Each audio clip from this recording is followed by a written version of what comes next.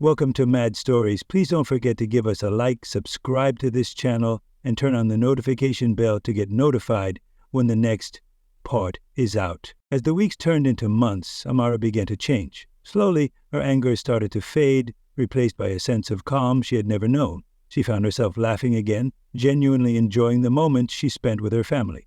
The mansion, once a place of tension and silent meals, had become a home again, a place filled with warmth, love, and even hope. There were no more cold silences at dinner, no more storming out of rooms in fits of rage. In their place were conversations, real ones, where they spoke not just about the surface things, but about their fears, their dreams, and their pasts. One evening, as they sat together in the dining room, Chief Okoro cleared his throat, looking between his wife and daughter. "I've been thinking," he began, his voice quieter than usual, "about how much I've taken for granted, about how much I've neglected you both in pursuit of wealth and status." His eyes softened as he looked at Amara. "I've missed so much of your life, Amara, and for that I am truly sorry." He paused, and the room seemed to hold its breath. "I want to make it right. I want us to be a family, really be a family. And that means putting you both first, no matter what. I want to be there for you in every way that counts." Amara felt the words sink into her heart, the sincerity in her father's voice touching something deep inside her. She had spent so many years resenting him, blaming him for her pain, for the emptiness she felt inside. But now she realized how much of that resentment had been misdirected. He had been trying in his own way to make up for the mistakes of the past. And for the first time, she felt a sense of hope. For the future, not just for herself, but for their family as a whole. "I want that too, Dad," Amara said, her voice thick with emotion. "I want us to be a family again. I know it's going to take time, but I'm willing to try. I don't want to keep holding on to the past." Her eyes met Mrs. Okoro's, who smiled warmly, tears glistening in her eyes. "And I'm willing to try too," Amara added, her voice quieter now. "I'm sorry, Mom, for everything I've said and done." Mrs. Okoro's smile grew even wider as she reached across the table, taking Amara's hand in hers. "There's nothing to apologize for, Amara. We all have our battles to fight. But I'm so proud of you for choosing to fight with us, instead of against us."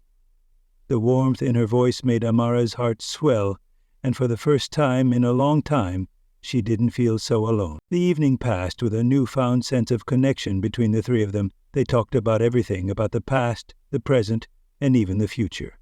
Amara shared her hopes for what she wanted to do with her life, and Chief Okoro, for the first time, truly listened. He offered his support, promising to help her achieve whatever she set her heart on. And Mrs.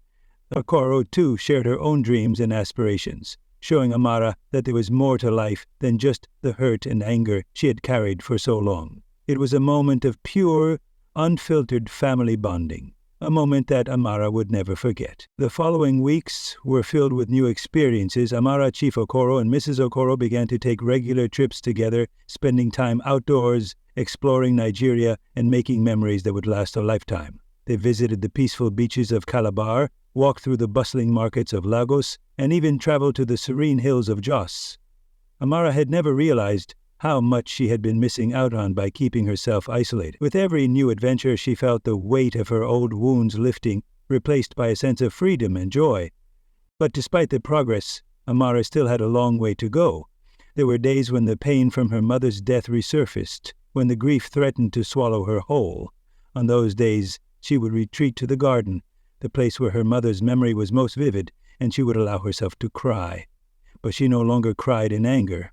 She cried in peace, knowing that she was not alone, that she had people who truly cared for her. And every time she let go of her sorrow, she felt herself growing stronger, more capable of facing the world. It wasn't easy, it wasn't perfect, but Amara had learned the most important lesson of all, that healing was not about perfection, but about progress. She had learned to forgive herself, to let go of the anger that had held her hostage for so long, and most importantly, she had learned to open her heart again to the possibility of love, to the possibility of family, and to the possibility of a future that was brighter than she had ever imagined. As the months rolled on, Amara found herself in a world that was slowly beginning to feel less foreign. The anger that had once defined her actions was now being replaced with a quiet resilience.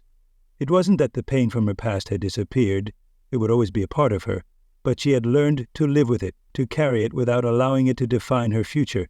With every passing day, she saw the change in herself, a transformation that was both humbling and empowering. It was as though the walls she had spent years building around her heart were finally crumbling, allowing the light of love, forgiveness, and healing to seep through.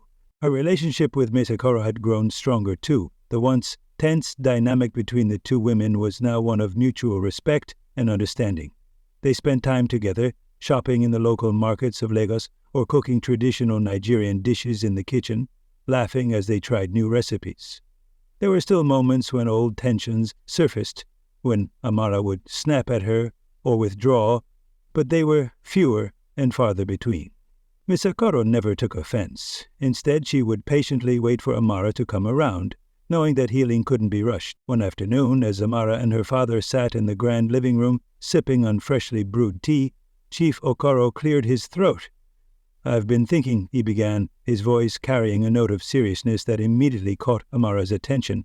"It's time for me to pass the torch, Amara. I've built this empire over the years, but now I want to see you take the lead. I want to see you grow into the woman I know you can be. It's time for you to take charge of the company, if you're ready." Amara froze, her eyes wide with surprise. She had always admired her father's business acumen, but she had never once imagined that he would entrust her with such a responsibility. She had spent so many years fighting against him, rejecting everything he had tried to offer her, that the thought of taking on his legacy was both intimidating and exciting. I don't know what to say, Dad," she stammered, her mind racing with a mixture of excitement and fear. "You don't have to say anything right now," Chief Okoro replied, his gaze steady. "Take your time, think about it, but know that I believe in you. You have the strength, the intelligence, and the heart to make this company thrive. And most importantly, you have the vision to take it to places I could never reach."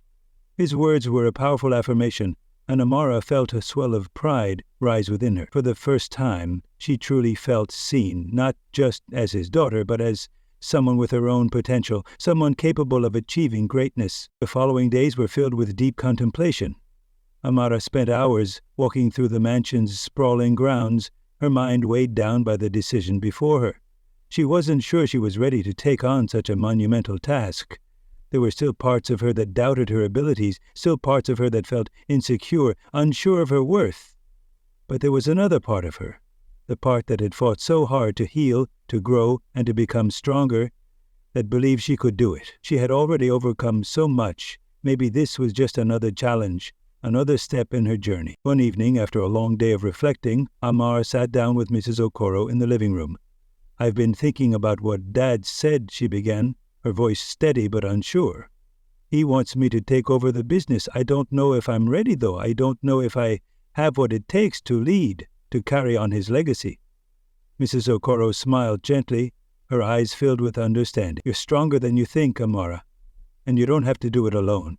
You have your family to support you, and you have everything you need inside of you. Trust yourself." Amara took a deep breath, letting the words sink in. "But what if I fail?" she asked, her voice barely above a whisper. "What if I can't live up to his expectations?" Mrs. Okoro placed a reassuring hand on her shoulder. "Failure is part of the journey, Amara. No one ever succeeds without stumbling along the way. But what matters is that you keep going. You can't let fear stop you from chasing your dreams." The words resonated deeply within Amara, and she knew that she couldn't let her doubts hold her back any longer. She had come so far, and the road ahead, though daunting, was also filled with opportunity. She wasn't just fighting to prove herself to her father anymore, she was fighting to prove to herself that she could do anything she set her mind to. And with her family by her side, she knew she wasn't alone. A few days later, Amara sat down with her father in his office, the space that had once felt so intimidating to her now seeming like a place of possibility. "Dad," she began, her voice steady, "I'm ready. I want to take over the company. I want to make it my own." Chief Okoro looked at her with pride in his eyes, his smile wide and genuine. "I knew you'd make the right choice," he said.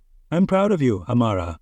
You're going to do great things." As Amara stood up from the chair, a surge of excitement coursed through her. She wasn't just stepping into her father's shoes, she was forging her own path, one that was uniquely hers. The journey had been long and difficult, filled with setbacks and heartbreaks. But it had also been a journey of growth, of self-discovery and of healing. And now, as she looked ahead, she knew that the future was hers to create. The announcement that Amara was taking over the family business sent waves of excitement and surprise through the corridors of the Okarol Empire.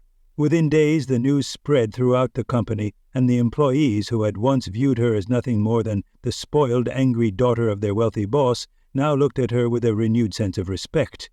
There was something different in the air, something that felt both empowering and transformative. Amara had come into her own, not just as Chief Okoro's daughter, but as a force to be reckoned with. The first few weeks of assuming her new role were a whirlwind. Amara spent long hours at the office, meeting with key players in the company, understanding the dynamics of the business and learning how to navigate the complexities of leadership. It was challenging and at times overwhelming, but there was a sense of excitement that fueled her every step. For the first time, she felt a sense of purpose beyond her family's expectations. Beyond her past, she was creating her own future. Did you enjoy this story? Please share your thoughts in the comments. Thank you for watching.